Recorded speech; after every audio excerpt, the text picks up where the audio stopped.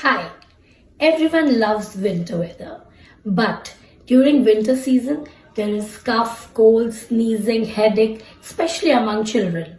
These are hard to handle, but today we are going to discuss 5 topmost homeopathic medications. Number 1, Aconite, sudden running nose, sneezing. Number 2, Belladonna, headache, pain in throat, difficulty in swallowing, red eyes.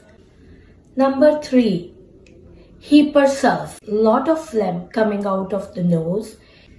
Number 4, Bryonia. Bryonia is indicated in dry cough. Number 5, Arsenic. Arsenic is given when there is fever, pain in throat, chills. 5 medications. Just keep it with you and you are good to go to enjoy the winters. Keep following.